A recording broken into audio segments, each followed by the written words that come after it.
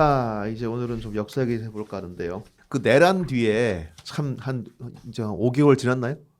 진짜 참 너무 피곤하고 힘든 6개월. 6개월 정도 정말 힘들었는데 이미 벌써 과거의 뉴스 된 것 같긴 한데 저는 얼마 전에 그 되게 심각하게 봤던 게 극우 성조기 부대에 건대 입구 양꼬치 거리 습격 사건. 저는 그걸 정말 심각하게 봤거든요. 정말 크나큰 충격이었습니다. 혹시 기억나세요? 아, 나죠.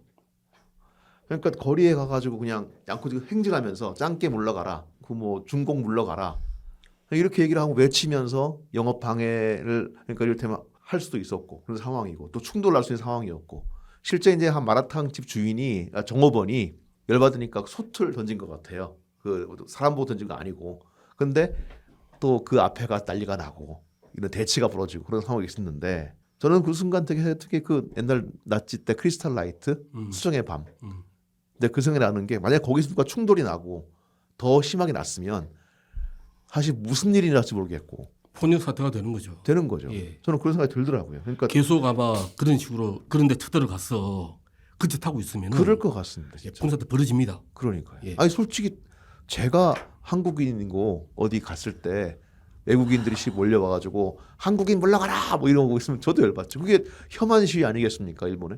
저는 정말 무서운 게 네. 중국 정부가 아무 반응을 하고 있지 그게 않습니다. 무서워요. 그게 무서워요. 저도 무서워요. 그러면 그러니까 영사 업무잖아요. 그렇죠. 근데 중국에서 아무 반응을 하고 있지 않은데 지금 우리나라 사람들도 중국에 가서 영업 꽤 하는 거 아니에요? 그럼요. 다 하고 있죠. 근데 그런 역으로 정말 저는 중국 혐오 발언을 하신 분들한테 정말 묻고 싶은 게 우리 교포가 중국에 가서 그렇죠. 지금 사업을 하거나 영업을 하고 있는 분들이 꽤 많을 텐데 그분들한테 본인들이 하는 행위가 중국인들 똑같이 중국인들이 그 거리를 다니면서 한국 물러가라 이런 식으로 하면 여러분 어떻게 하고 싶습니까? 라고 난 정말 묻고 싶어요. 그렇죠. 정말 앞뒤 없는 생각들 아니에요? 진짜 앞뒤가 없는 거죠. 저는 근데 그 시를 보면서 문득 이제 그 이게 공포감 다- 속에서 이게 다 누적되는 거예요. 그렇죠. 외교적으로는. 그럼요. 되는 거죠. 저는 그 시 보면서 사실은 한 작가가 떠올랐어요. 이 작가가 좀 일제 강점기 작가인데요. 뭐, 꽤 유명한 사람입니다. 누굴까요? 자, 그 문학상에 나온 사람이에요. 김소월 아, 김소로 아니고요. 이상. 이상도 아닙니다. 김동인 동인문학상 하잖아요. 아, 네. 김동인입니다. 어쨌건 뭐 김동인 같은 경우는 뭐 감자, 뭐 우리가 유명한 뭐 광염 소나타, 하여튼 일제 시대 많은 소설 쓴 사람인데 저희 우리 세대 같은 경우는 아마 그걸 교과서 배웠을 것 같아요. 붉은 산, 그러니까 조국이라는 글로 배웠을 것 같은데 김동인 그렇죠. 씨의 작품이었고요. 국정 교과서로 배웠죠. 배웠죠. 그 당시 뭐 1인칭을 여라고 해가지고 그것 때 시험 틀리고 했는데 아, 예. 여는 의사였어요. 근데 만주의 조선인 마을에 갔다가 삭이라고 하는 인간 말종을 만나게 되죠.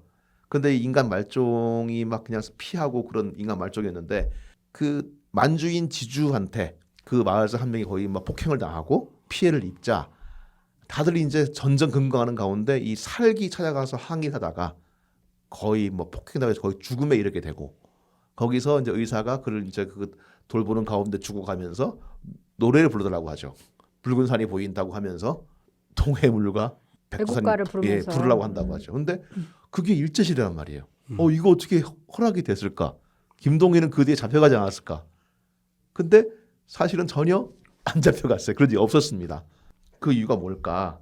심지어 이 소설은 쓰여질 때 같은 경우는 한 전성기였어요. 김동인의. 동아일보 기자 됐다가 조선일보로 옮기고 놀라운 거는 이 소설이 번역이 돼요. 일본어로. 그리고 나중에 중국어로 번역이 돼가지고 만주에서 팔리기도 합니다. 왜 이렇게까지 됐을까? 저는 그 1년 전 사건들을 좀 알아봐야 할 것 같습니다. 만보산 사건과 만주사변. 먼저 만보산 사건은 만주에서 땅을 개간하고 살았던 조선인들과 기득권이 있었던 중국인들과의 충돌이었어요. 수로를 개간했는데 중국인들이 이거 우리 물길 왜 막느냐라고 시비를 걸었고 그것 때문에 충돌이 났고 일본군이 출동을 해요. 그 당시에 어쨌건 뭐 그 국적 시비가 많지만 일본은 어째 조선인을 보호한다는 민영이 있었으니까. 근데 실상은 이제 꽤 강경 대응을 합니다. 일본군들이. 왜냐하면은 핑계가 좋으니까. 조선인과 중국이 충돌했고 조선인이 피해를 보고 있고 우린 조선이 돕는다. 그러니까 기관총 부대가 출동했고 큰 규모로 갔어요. 근데 그 이상은 그 사태가 안 번집니다. 그냥 조용히 끝났어요. 하지만 이게 국내에 전해지면서 문제가 발생합니다. 그 당시에 조선일보 장춘지국장이었던 김이삼이 엄청 가짜 뉴스를 보낸 거예요. 이게 원인 자기가 지어낸 건 아닌 것 같은데 어쨌건 조선일보 장춘지국장이요. 예, 김이삼입니다. 근데 이 사람이 어떤 식으로 송고하냐면 뭐 중국 관민 800여 명과 동포 200명 충돌, 조선인 살상, 중국 주재 일본 경관 교전, 그다음 장춘주도 일본군 출동 이런 식으로 막 보내요. 그리고 이게 호해가 돼서 이러면서 이 가짜 뉴스가 갇혀서 낳고 야 만주에서 100명이 죽었대, 1000명이 죽었대 하면서 흥분하게 되죠. 그 결과 조선에서는 아주 가공할 사태가 벌어집니다. 거의 우리가 지금도 사실 이 사태의 명칭이 없어요. 만보사는 우리가 피해자였던 사건입니다. 그냥 그 중국에서 일어났던. 근데 그 뒤에 조선에서 하루 한 2, 3일 사이에 130명이 죽어나가요. 그것도 군대가 아니고 경찰이 아니고 우리 조선 민간인들에 의해서 화교 습격이 이루어지고 130명. 그러니까 광주항쟁이 한 200명 되지 않습니까? 며칠 사이에 그렇게 죽어나가요. 세상에. 그러니까 그 김이삼 기자 같은 경우는 결국은 그 자기가 송고의 기사 때문에 죽어요. 이른바 만주에 있던 독립운동 진영 사람들이 그걸 처단을 합니다. 너 왜 이런 가짜를 보냈냐 해가지고. 물론 뭐 병사했단 말도 있긴 한데 어쨌건 그 뒤에 사라지는데 가장 피해 컸던 게 평양이었습니다. 그러니까 처음에 시작된 건 인천이에요. 인천입니다. 차이나타운. 거기 처음 시작됐고 서울, 인천, 평양, 원산, 부산 갑자기 막 시작됐고 아, 지금 인천역 앞에 있는 예, 차이나타운. 거기서 처음 벌어져요. 당했던 겁니까? 예. 처음에. 거기에 차이나타운에 지금도 사당이 하나 있습니다. 근데 그 사당에 그 당시에 모여 있었다고 화교들이 죽창을 들고 벌벌 떨면서 모여 있었다고 합니다. 그리고 일본 그 총독부는 영사관을 직결하라. 그래가 보호를 했는데 근데 상황이 통제가 안 되는 게 평양이었어요. 그 당시 목격자 오기영은 동아일보 기자였는데 이런 표현을 합니다. 우리 인류사에서 다른 민족의 학살극은 얼마인지 많다. 지불할 수 있다. 그러나 어린 아이, 유아와 부녀의 박살난 시체가 이렇게 산재한 적이 있었는가? 나는 그날 밤 밑에 찢적거리던 피와 널려있던 시체를 갖다가 띄어놓으면서 민족의식의 오용을 곡하던 그 기억을 되풀이한다. 그러니까 이게 무슨 그러니까 외쳤겠죠. 짱깨 죽여라 외쳤겠죠. 중국인 죽여라. 짱깨 죽여라. 그리고 이유는 그거겠죠. 쟤들이 우리 동포를 죽였다가 되겠죠. 그리고 물론 그 상권이나 그 당시에 어떤 사회적 분위기 있었겠죠. 재밌는 거는 그 당시에 조선인들은 되게 중국인에 대해서 우월의식이 있었어요. 아, 그랬습니까? 네, 나라 당시에? 잃은 처지에 그러니까 중국 사람들에 대해서 이를테면 그런 기사들 중국인을 연상할 때는 반드시 아편을 연상한다. 중국인이라 하면 더러운 거 하고 푸른 옷 상상한다. 먼저 생각한다. 인간으로서 체면 유지라든가 위생으로부터 따진 생활 이런 것은 없다. 중국인들에게는. 그러니까 더러운 것들이다. 이런 식의 기사가 엄청 실리더라고요. 그 당시에 기사 검색하면은 그런 식의 어떤 편견, 그다음 플러스 이것들이 돈은 쓸어가네. 그런 경제 상권에 대한 어떤 반감들 플러스 만주에서 우리 동포가 죽었대. 아니 뭐 우리나라 사람들은 뭐 평화를 사랑하는 뭐 민족이라는 그런 전혀. 아니 그러니까 그런 것들을 많이 이제 우리가 학창 시절에 배우고 그랬는데 네. 이건 참 충격적이네요. 그리고 뭐 아까 얘기하셨는데 그 뭐 잘못된 민족의식 네. 그 원래 내셔널리즘이 굉장히 위험한 거죠. 최악의 그러니까 뭐 2차 세계대전이나 이런 게 내셔널리즘에 의해서 발생해서 탈내셔널리즘 이런 얘기들이 많았었던 거죠. 뭐. 그러니까 그 오기영 기자가 얘기하는 게 이제 민족의식의 오용을 얘기하면서 이제 또 하나 목격점이 그겁니다. 유방이 양쪽으로 잘려나가고 임산부 또한 참혹하게 살육당했으며 심지어 바닥에 엎어져 우는 화교 또한 밟혀서 피떡이 됐다는 걸 봤다는 거거든요. 아, 화나는데요? 그러니까 그거를 갖다가 이 그 민족의식의 오용 이게 대체 외쳤겠죠. 아까 얘기했지만 쟤들이 우리 조선민족을 어떻게 했다 그러면서 한 건데 근데 재밌는 건 그 평양 현장에 김동인이 있었어요. 그러니까 김동인은 본인이 실제 그 기록을 남기기도 합니다. 근데 기록 속에 되게 뭐랄까 되게 덤덤해요. 어떻게 쓰냐면은 이런 식이에요. 중국인 하나가 수만 명 군중 가운데 이제 포위가 됐었어요. 근데 순사 한 명이 그걸 봤어요. 일본 순사. 그러니까 보호하려고 해요. 근데 이 중국인이 돌을 들더라. 근데 그 돌을 그 10,000명이 와 몰려오는데 돌을 드는 것이 이거 김동의 표현입니다. 미상불. 그는 너무나 큰 공포 때문에 이성을 잃은 것이다. 이 중국인의 행동은 성한 사람 일로는 볼 수 없다. 그러니까 저거 미친놈 아니야 되는 거예요. 그렇게 표현을 하고 있는 거예요. 그러네요. 그러니까 과연 그 현장에서 이성을 잃은 건 누구였을까? 우리 조선인이었을까? 아니면 그 돌멩이는 중국인이었을까 생각하면은 사실 미친 건 이쪽이었거든요.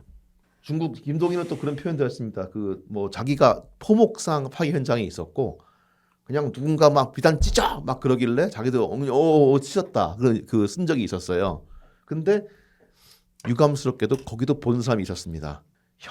이복 형의 사위였던 화가 김병기라고 있어요. 꽤 유명하신 분이고 이분이 100세를 넘어서 얼마 전에 돌아가셨는데 아, 그래. 아. 예. 1916년생입니다. 네. 그러니까 이때 한 15살 청소년. 근데 그들 본 거죠. 그때 김동인을 어떻게 봤냐면 이건 김병기의 증언이에요. 그는 광목을 찢으면서 이렇게 얘기했다. 이놈은 나쁜 놈들이야. 마치 중국인들에게 복사를 듯이 분노를 표시했다. 화교의 집들은 다 폐허가 됐다. 그러니까 평양 그 당시에 화교 호수가 한 700호 된 것 같은데 그 모두가 습격당해요. 아니 700구 전체가요. 네. 그럼 뭐 647 찾아다니면서 호인가? 찾아다니면서 한 건가? 아예. 이건 뭐 관동 화살보다 더한 거 아닙니까? 뭐 숫자는 적겠죠. 숫자는 적겠지만 예. 걔네들은 주로 거리에서 잡았잖아요. 그렇죠. 근데 여기는 습격을 한 거니까. 찾아다니면서. 근데 이제 일본 경찰은 왜 안 막았냐? 윤치호가 그렇게 이의를 제기해요. 이게 이상하다. 이를테면은 조선일보는 호해를 냈습니다. 내가 동아일보 호해를 안 냈거든요. 그때 일본 경찰이 와서 니들은 왜 호해 안 내냐? 그 따진 기록이 있어요. 그리고 일본 경찰이 적극 개입하지 않았어요. 초반에는 막지 않았다는 얘기죠.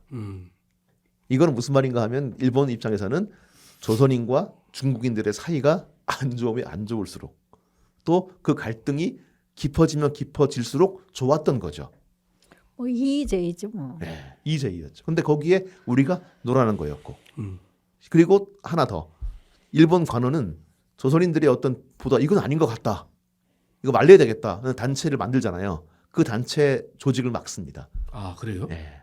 그러니까 윤치구의 얘기예요. 그러니까 그 네 가지를 쭉 하면은 이거는 조장한 책임 분명히 일본에 있다 얘기하고 있는데 그렇게 한 다음에 이게 7월 달이었고요.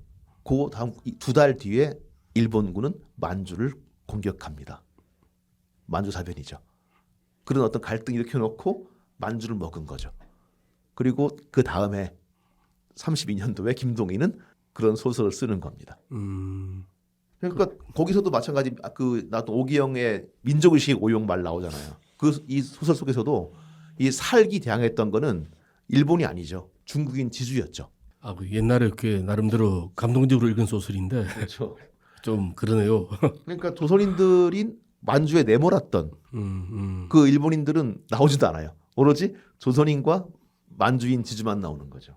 저는 그 오기영이 피를 토하면서 얘기했던 민족의식 오용에 대해서도 말이지만 또한 김동인을 보면서 정말 인본주의를 상실한 작가의 어떤 그런 중립성? 중립성이 아니라 뭐랄까, 지금 뭐, 이제 뭐 이렇게 예. 쭉 해석하는 네. 내용을 이렇게 들어보면 그러니까 뭐 만주를 먹으려고 하는 일본의 야욕이 있었기 때문에 이 소설이 굉장히 좋은 발판이 된 거죠. 그렇죠. 벌어진 여론을 뒤지만, 형성하는데. 그렇죠. 벌어진 뒤지만 그래도 그걸 합리화하거나 또한 그럼요. 어떤 그걸 할 수 있는 게 되는 네. 거죠. 제일 무서운 설득의 도구가 사람의 감정을 일으키는 문학 작품이잖아요. 그 당시에는 뭐 영화나 이런 게 좀 활성화되지 않았었기 때문에 그런 걸 따지면 굉장히 프로파간다에 좋은 도구로 사용했다고 봐야 되죠. 그렇죠. 그러니까 저도 이제 보면은 이런 그 양꼬치 거리 그 사건을 돌아볼 때 저는 계속 주장하는 거는 극우의 행태는 또한 이쪽의 미러링 같거든요. 그러니까 저는 어쩌면 미러링. 그 토착 외구나 나왔을 때 유니클로 불매 사건.